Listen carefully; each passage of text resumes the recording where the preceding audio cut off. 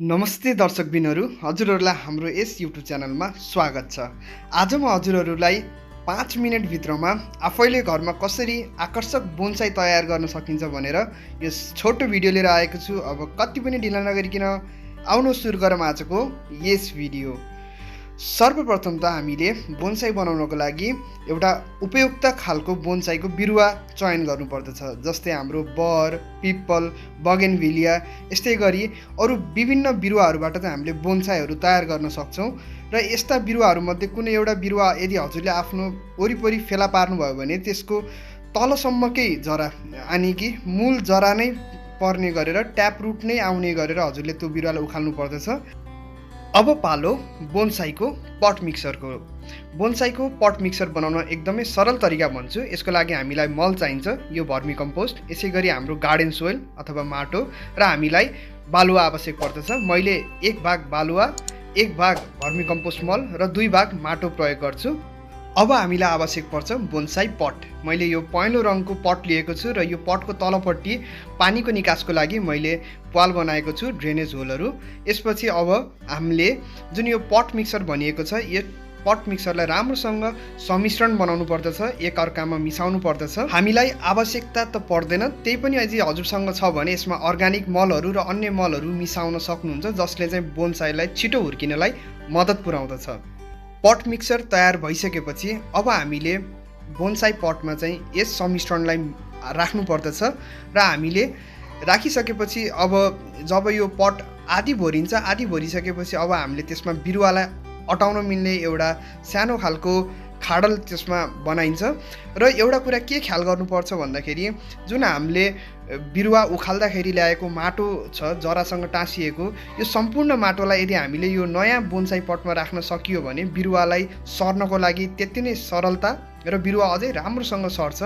यस कारणले गर्दा जुन यो उब्रिएको माटो अथवा जुन बिरुवासँगै आएको माटो छ, यो सम्पूर्ण माटोलाई चाहिँ पटमा राख्नु होला, जुन एकदमै फाइदाजनक छ। अब हामीले बोन्साईको आकार कस्तो छ त्यो अनुसार त्यसलाई यो पटमा राख्नु पर्दछ। जुन मेरो बोन्साई थोरै एकतिर घुमेको कारणले गर्दा मैले यसलाई सेन्टरमा भन्दा थोरै छड्के राखेको छु, जस कारणले गर्दा यो हेर्दा पनि राम्रो देखिन्छ। र बोन्साईलाई हामीले एकचोटि राखिसकेपछि अब हामीले औँलाहरूको प्रयोग गरेर हामीले माटोलाई एकदमै मजाले दबाउनु पर्दछ, जस कारणले गर्दा जराको बिचतिर कुनै पनि खालको हावा अथवा ग्याप रहँदैन। यसले चाहिँ बिरुवालाई सर्नको लागि एकदमै मद्दत पुर्याउँदछ।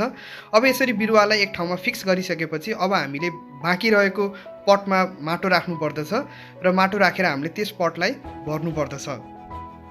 अब हामीले यस बोन्साई पटलाई सफा गर्नु पर्दछ र मैले चाहिँ थोरै पानी र एउटा टिस्यु पेपर प्रयोग गरेर चाहिँ बोन्साईको पटलाई सफा गर्दैछु।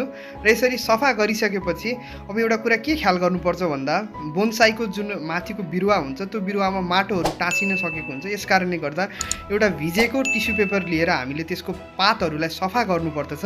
यसरी पातहरू सफा गरियो भने त्यसमा भएको माटोहरू पनि हट्छ, अरू धुलोहरू पनि हट्छ र बिरुवाले राम्रोसँग बाष्पीकरण, यसै गरेर हाम्रो चाहिँ खाना पकाउने प्रक्रिया जुन फोटोसिन्थेसिस हुन्छ त्यसलाई पनि राम्रोसँग गर्न सक्छ। र यसरी सफा गरिसकेपछि बिरुवा हेर्दाखेरि नि निकै नै आकर्षक देखिन्छ। अब हामीले अन्तिममा यस बिरुवामा पानी राख्नु पर्दछ अथवा सिँचाइ गर्नुपर्दछ। जुन हामीले राखेको पानीले माटो र जराको बिचमा राम्रोसँग सम्पर्क बनाउन दिन्छ र बिरुवालाई हुर्कन र सर्नको लागि निकै नै साथ दिन्छ। ल हेर्नुहोस् त साथी, हामीले 4 मिनेटभित्र नै घरमै एउटा आकर्षक बोन्साई तयार गरिसकेका छौँ। र जुन मैले बिरुवा प्रयोग गरेको छु यो बरको बिरुवा हो र यसको बोन्साई निकै नै राम्रो देखिन्छ पनि र यो निकै नै लामो समयसम्म रहन्छ पनि। हवस् त, आजको यस बोन्साई सम्बन्धीको जानकारी हजुरहरूलाई कस्तो लाग्यो तल कमेन्ट सेक्सनमा आफ्नो प्रतिक्रिया दिन नबिर्सिनु होला। र यस्तै गार्डनिङ सम्बन्धी भिडियोको लागि हाम्रो च्यानललाई सब्सक्राइब गरिदिनु होला। हाम्रो देश, हाम्रो कृषि। Thank you, thanks for watching.